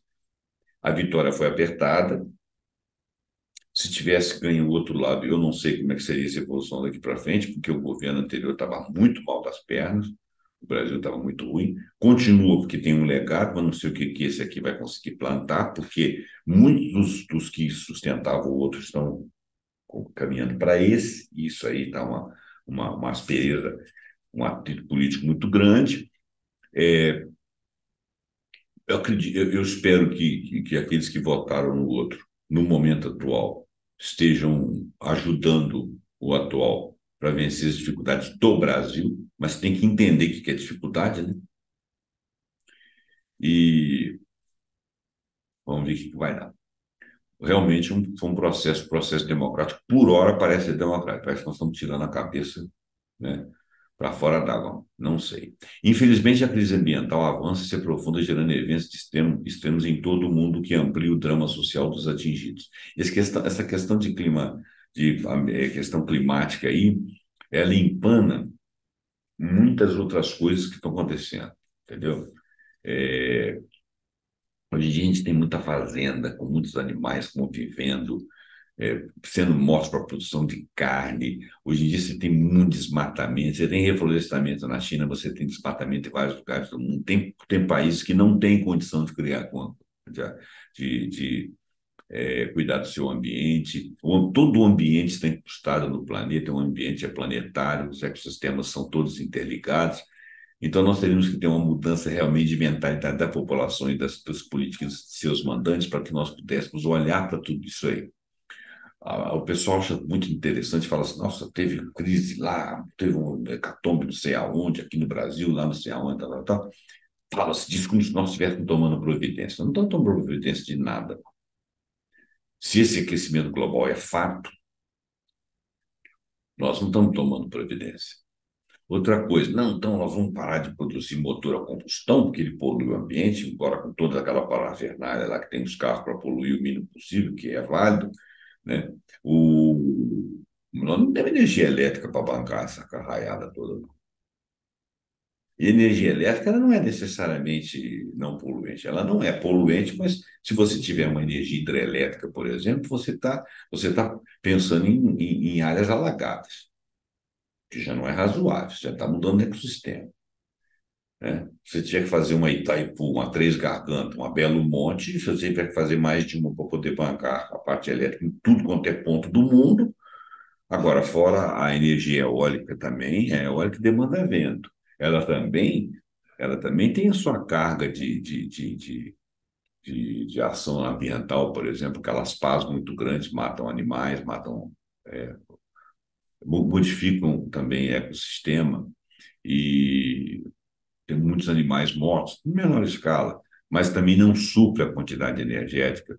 Então, eu sinceramente acho que nós estamos no embora. Agora, o problema do petróleo é o seguinte: o petróleo não serve só para produzir energia, não. O petróleo serve para tudo, tá bom? Então, se você, de hoje para amanhã, não parar de usar o petróleo para combustível e começar a usar o petróleo e tentar substituí-lo, porque ele é altamente poluente, mesmo quando ele não é para queima de combustível, porque ele polui o meio ambiente, ele vai para rios, ele vai para mares, ele cria ilhas de microplástico. O fato de você usar roupas, essa, esse atrito, gera o látex, lá, o poliéster que tem nas roupas lá, vai para as águas, e vai para os rios e vai para os mares. É poluente, nós temos que tentar substituir o plástico. Então, nós temos que diminuir a produção. A gente tem que parar de crescer, eleger outra coisa para ser riqueza, o petróleo durar mais um pouco, enquanto nós estamos tentando substituí-lo, tá? Então, a crise ambiental, parece que ela só está começando. Apesar disso, na mobilização mundial, não está sendo fácil mudar os padrões de relação da economia com a natureza ou os padrões de consumo exagerado dos mais ricos, o que amplia a crise ambiental. Eu não diria que a crise exagerada, consumo exagerado é dos mais ricos. Não. O Brasil não é o país mais rico do mundo, nosso consumo aqui é muito alto. O Brasil aparece no centro do debate mundial por contribuição à devastação ambiental e pelo potencial que tem de ser parte relevante da solução da mesma crise. Sim, nós temos uma floresta, nós temos o cerrado, nós temos o cerradão, né? E muito das invasões e desmatamento que tem aqui acabam por ser financiadas pelas grandes potências que compram a soja aqui de dentro.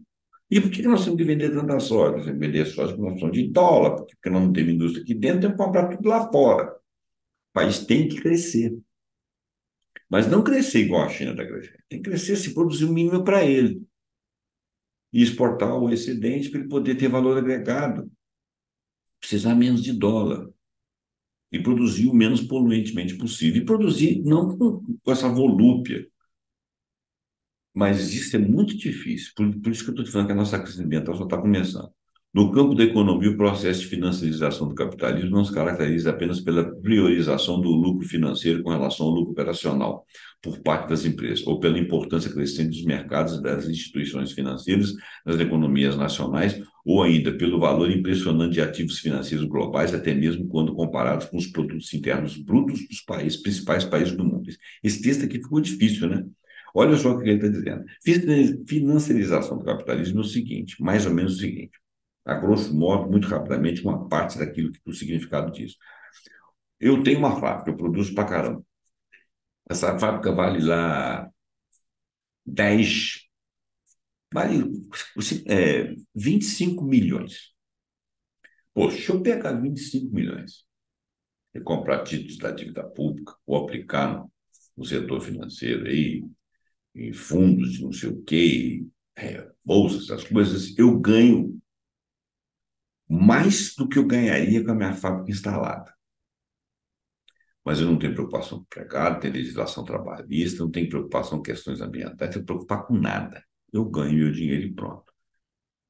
Então você transforma tudo em dinheiro. Aí vem os grandes conglomerados que reúnem esses valores em fundos muito grandes e aplicam em dívidas públicas nos países. Esse conglomerado acaba comandando a economia do país, porque eles querem os rendimentos das suas ações ou dos seus títulos comprados. E não querem nada que balance isso aí, senão o governo tem que intervir e repor eles. E os lucros deles são bilionários. Então, isso aí constitui uma parte da nossa dívida pública. A nossa dívida pública, para manter as tais poupanças, poupanças desses grupos, por exemplo, que compram os nossos títulos em termos nos favorecendo para financiar nossas poupanças, esses valores, eles entram para o orçamento com valor fixo. Se você não tiver muito dinheiro, essa dívida você tem que pagar. Isso é financiarização do capitalismo. Aí o cara começa a ganhar dinheiro com dinheiro, não produz porcaria nenhuma, não gera emprego, não faz nada, mas o dele é sagrado. Ele passa a ser um comandante, caracterizado pela priorização do lucro financeiro. Lucro financeiro. Agora, existe um outro lucro também que vem a toda a prova. Uma empresa é capaz de produzir uma coisa que você não precisa, que não te faz bem nenhum, mas ele tem um formato muito bonito, ele vende para você, você paga o estupro naquela porcaria, mas ele tem a disfarçatez de te vender uma coisa que não presta para nada, que não te alimenta, que não traz saúde, não traz nada. E não vender coisas que você precisa em detrimento de outras que ele gosta de vender porque são mais procuradas. Ou de investir em coisas que dão mais dinheiro para eles, como, por exemplo, remédio para o câncer, ao invés de investir para outras situações, por exemplo, de doenças que já são conhecidas, que já tem alguns remédios, mas que seria bom ter pesquisa para poder ajudar a população. Mas essas não são financeiráveis, ou seja, não ganha esse dinheiro com isso. Então, não apenas lucro operacional, mas lucro financeiro. A importância crescente dos mercados, isso aí são os mercados. O humor dos mercados é que determina o que os países vão fazer. Os países, não é só o Brasil, não. E as instituições financeiras nas economias nacionais. Ou ainda, o valor impressionante de ativos financeiros globais. Hoje em dia, por exemplo, você tem meia dúzia de pessoas que detêm 100 trilhões de dólares, que é mais que o PIB mundial. Marcou, né? E, como ele disse aqui, ele tem setores das economias assim que são extra-países, né, que não são de um determinado país, que têm um valor financeiro que, comparado com produtos internos dos principais países do mundo, são maiores. Sendo que a maior parte das empresas, uma parte das empresas, são todas de um mesmo dono. Então, você tem mais ou menos assim 400 mil empresas no mundo que são donos de milhares e milhares de empresas aí. Então, por exemplo, a Nestlé é dona da L'Oréal, dona da fulana, da ciclana, da Beltrano. Ela não opera só no ramo alimentício. Agora, quem que é a Nestlé? É um grupo. Esse grupo faz parte de um outro grupo. É uma das empresas desse outro grupo. E acaba que os donos dessas 400 mil empresas são 40 empresas, que, por sua vez, são de 8 famílias no mundo. Então, governam a economia global. Trata-se também e fundamentalmente da captura do Estado e da política macroeconômica pelos interesses do setor financeiro. O que é que acontece aqui? Mas não só aqui. Nesse sentido, financiarização e o neoliberalismo nutrem-se mutuamente. Claro, o neoliberalismo é o que promove a financiarização. Você entrega menos para a população local, menos para os países e mais para os grupos. Então, o Estado tem que ser mínimo, né? As políticas neoliberais tendem a levar a uma compressão da demanda total da economia e a concentração de renda com perdas substanciais para os salários. Esses movimentos associados à desregulamentação dos fluxos de capitais. O que é fluxo de capital? É o processo de eliminação das restrições e travas legais para uma atividade financeira. Isso coloca os mercados financeiros como alternativa eficaz para a acumulação. Então, o empresário que é grande, que tem muito dinheiro, ele, em vez de investir na empresa dele, contratar gente, prosseguir, fazer pesquisa e vender um produto melhor, ele simplesmente ganha dinheiro no mercado financeiro, né? Frente aos problemas decorrentes dessa contenção de demanda e do acúmulo de dinheiro para determinados agentes econômicos. Não deixe de ser interessante notar que, apesar do discurso de menos Estado e mais mercado, de autorregulamentação, de total autonomia aos agentes privados, o resultado desse processo é exatamente o inverso, ou seja, tudo acontece ao contrário, né? O Estado se tornou o cerne da tal acumulação capitalista. Então, quando o Estado fala, quando alguém diz que o Estado tem que ser mínimo, ele é mínimo para resolver problemas do país, mas ele está ingerindo o tempo todo a economia a comando de grupos financeiros. Então, o efeito é o contrário. O Estado é mínimo? Não, o Estado é máximo para o outro lado. E o Estado se tornou, e isso não é só no Brasil, não. O Estado se tornou o cerne da acumulação capitalista e os bancos centrais os principais operadores e garantidores da rentabilidade do capital privado. Por isso que tem aquela ideia de que o Banco Central tem que ser independente. Ele não pode estar submetido ao governo. Por quê? Porque todo o dinheiro do mundo é meu. Como é que um governo vai mandar naquilo que é meu? E o que é meu? É tudo que é teu. As instituições de Estado ajudam a estabelecer as taxas de juros. Você vê a briga que é para baixar os juros aqui no Brasil, alavancar recursos para a remuneração de títulos públicos, garantir a liquidez do sistema e até mesmo resgatar instituições problemáticas, né? Pô, aumento de juros começou a quebrar lá a indústria tal, a instituição tal, mas ali está aplicando uma opção de capital, uma opção de investidores. Quem que são os investidores? Não sanguessugas que ganham dinheiro com dinheiro aí, não. Vamos lá socorrer essas instituições, o dinheiro de quem? Dinheiro do Estado, né? E voltar a acontecer recentemente nos Estados Unidos e na Suíça. Eu não vou nem entrar nisso aí, porque teve a opção de Banco Central, bancos querendo quebrar aí. No mundo tem 30 bancos que são importantes. Um desses ameaçou quebrar. Aí, eu não pago o dinheiro dos títulos. As pessoas foram atrás, eu quero receber meu título agora. O banco falou, pô, eu não tenho como, porque o juros está muito alto, seu título caiu de valor para 30% do valor de face. Cara, aí os governos falam, não, não tire dinheiro. Nós bancamos esse valor. Banca com quem? Com o dinheiro do orçamento, com o seu dinheiro. Não, então ninguém tira dinheiro, ninguém tira dinheiro, o banco não quer. Mas teve um que quebrou. Foi na Suíça. A questão é que, ao assumir o papel de fomentador, operador e garantidor, em última instância, do rentismo, esse negócio de operações financeiras, ganho com dinheiro com operações financeiras, é chamado de rentismo. O Estado vê comprometidos os seus objetivos perante a imensa maioria dos cidadãos, até mesmo no que diz respeito às funções básicas atribuídas a um Estado que seria mínimo. Um exemplo disso, em 2022, o Brasil, os gastos do governo federal apenas com pagamento de juros. Olha só, em 2022, os gastos do governo federal, apenas com pagamento de juros da dívida interna, foram estimados em 780 bilhões, o que corresponde a 5,7 vezes o gasto com a saúde e 7,2 vezes o gasto com a educação. Olha só, o governo tinha que pagar. Não interessa que era o governo do fulano, do Beltrano, do Ciclano, do Mohamed, do Alá, do Jesus Cristo. Ele tinha que pagar, vendo que fosse. Isso ainda é 2.690 vezes o que foi destinado ao saneamento básico. Se considerarmos ainda os gastos com amortizações, o serviço da dívida chega a impressionantes 1,879 1 trilhão 879 bilhões de reais, o que corresponde a 46,3% do orçamento federal executado no ano pago, né? Ou 9,7 vezes o gasto com assistência social.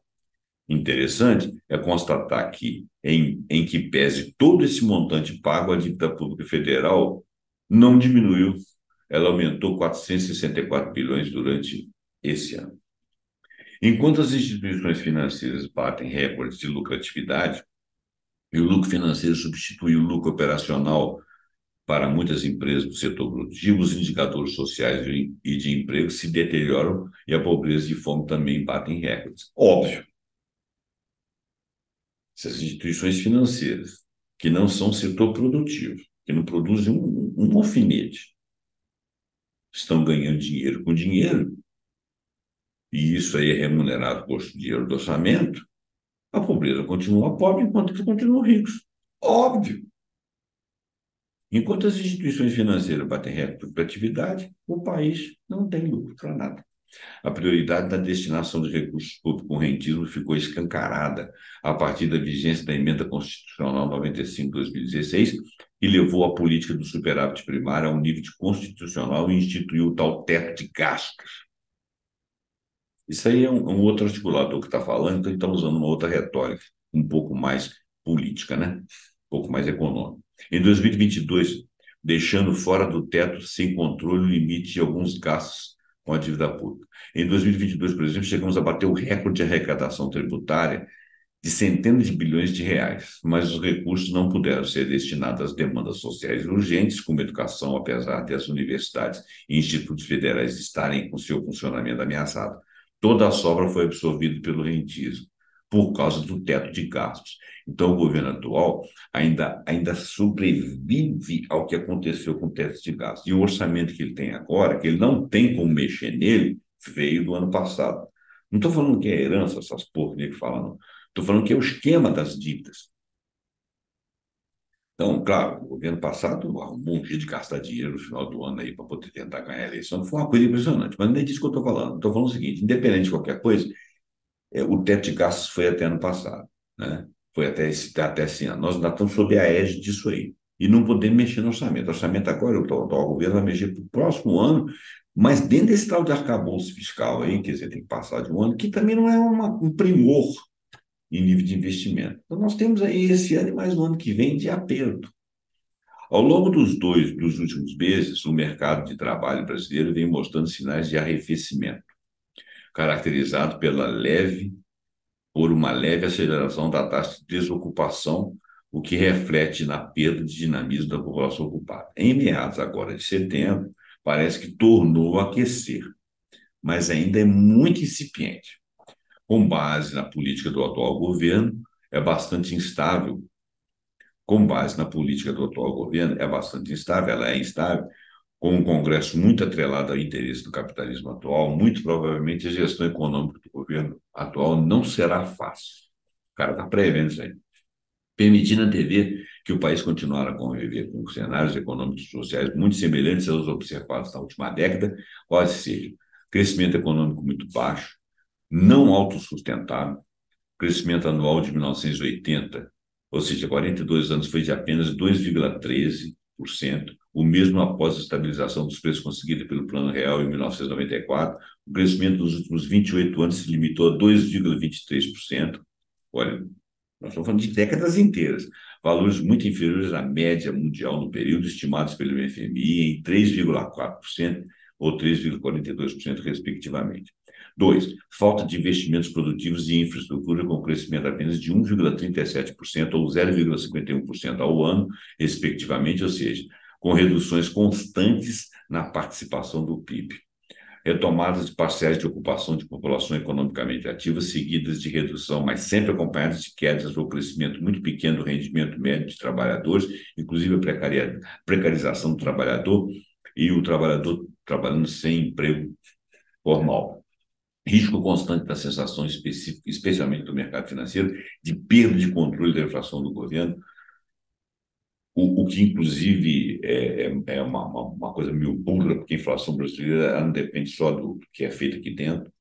Os serviços públicos insuficientes e não adequadamente substituídos por serviços privados para a imensa maioria da população brasileira, que vive com rendimentos muito restritos.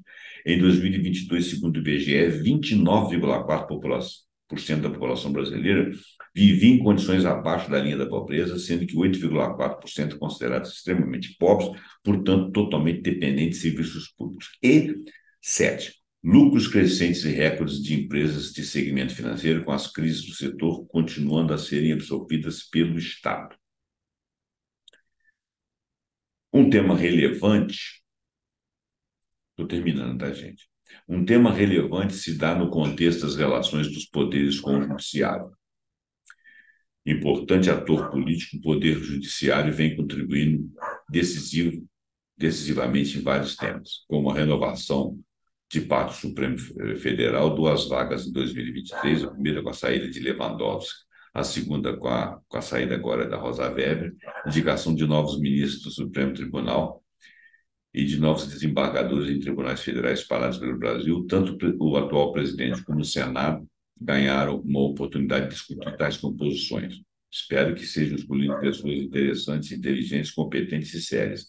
Ainda no campo das instituições jurídicas, o atual procurador, o tal de Aras, vai ser substituído, graças a Deus. Tradicionalmente, o PT acata a lista tríplice, parece que dessa vez não o fará, vai tentar um nome mais interessante.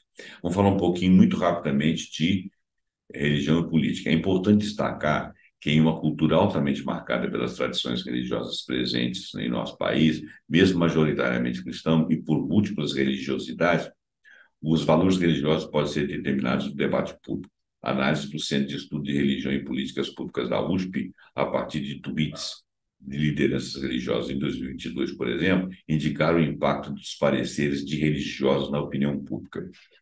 Isso não está sendo muito bom, não. O monitoramento concluiu que a religião está cada vez mais à frente da discussão política e os valores religiosos estão dando mais forma a como a sociedade se comporta. Isso não é bom, porque a religião muitas vezes ela parte para simplificação.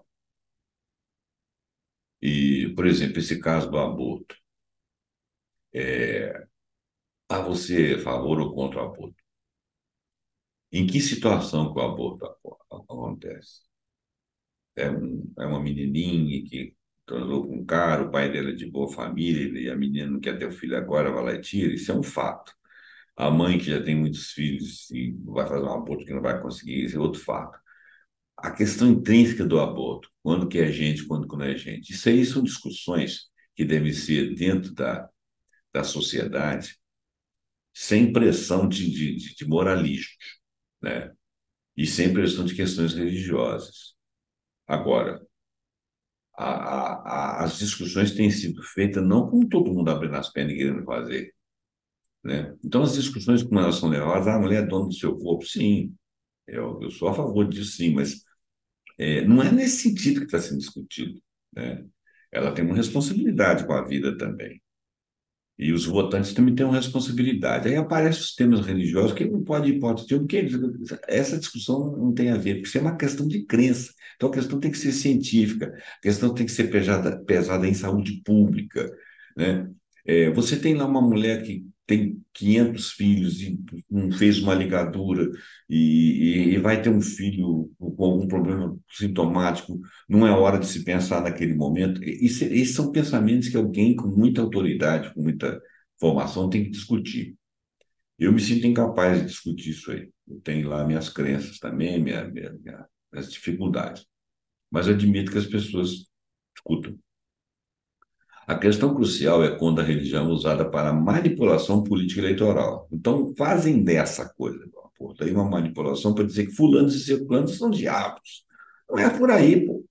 E as pessoas aceitam isso. E a coisa fica discutida nesses termos. Então, o fato em si não é discutido. O aborto continua acontecendo, né? A questão crucial é quando a religião é usada para manipulação política eleitoral, para a difusão de discursos de ódio e fake news. E tem sido isso. Alguns estudiosos do tema têm alertado para uma apropriação do cristianismo por grupos de extrema-direita em várias partes do mundo. Uma reportagem do Le Monde Diplomatique associa a extensão da extrema-direita no Brasil ao crescimento da presença de setores evangélicos. Não estou falando de todos os evangélicos, não estou metendo pau nos religiosos.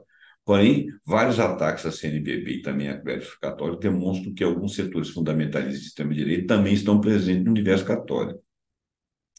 Então, quer dizer, não é só evangélico.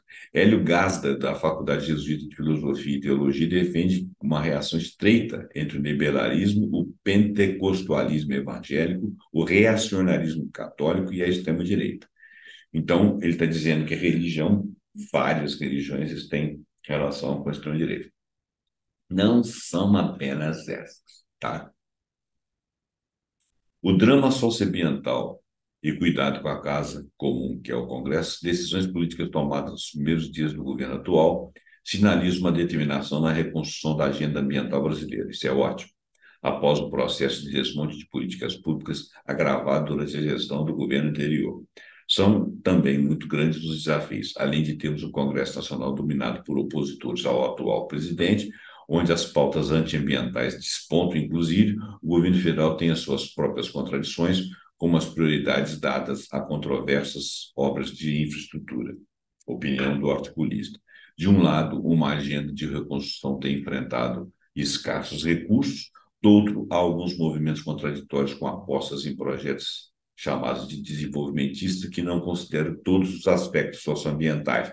Ele está falando, por exemplo, de você fazer, por exemplo, investimento lá na Amazônia Azul e tirar petróleo para lá, que seriam desenvolvimentistas, mas que ao mesmo tempo seriam em aspectos socioambientais contraditórios. Isso é um caso a ser estudado. Bom, gente, o vídeo ficou muito longo, tenho consciência disso. Se você chegou até aqui, você deve estar cansado.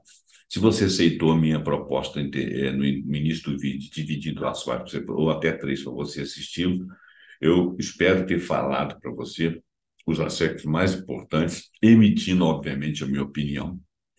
Mas você desconsidere sempre que pensar diferente de mim. Espero que você não pense muito diferente de mim, porque eu me considero uma pessoa relativamente equilibrada. Porém, eu não tenho todas as informações, obviamente, mas eu procuro ter o máximo possível. Faço esses textos aqui com a vontade realmente de influir numa melhora do pensamento global das pessoas. E espero ter contribuído com você com argumentos para você fazer uma prova, uma redação, se for o caso. Espero ter contribuído com você para te trazer mais conhecimento a respeito de algumas coisas. Desculpem minhas indignações, espero ter contribuído. Então, olha, gente, esse é um canal que depende do seu like, depende do seu comentário, depende do seu compartilhamento, depende de você assinar o meu canal e apertar o sininho para você ser avisado quando eu fizer um vídeo novo. Participe aqui do nosso trabalho. Eu já disse no outro vídeo que esse é meu ganha-pão e é também o meu interesse principal de influir beneficamente para que as pessoas possam pensar mais, evoluir e a vida ficar melhor. Tá certo?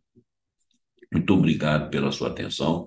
Espero que a gente volte aqui com outro tema interessante. Então, olha bem, eu ainda vou falar um pouquinho da guerra da Ucrânia, espero que seja um vídeo menor. Vou falar também sobre a questão religiosa, espero que seja um vídeo menor também, um vídeo bomba, né? E vou falar também de obesidade, vou falar de questão de saúde. Saúde pública não, porque eu tenho aí um vídeo ainda vou falar, antes do Enem, ainda vou falar alguns temas que podem estar lá. Mas fica com a gente e até o próximo vídeo, pontuando com algum assunto que eu achar muito interessante e que eu espero que você também ache. Até lá.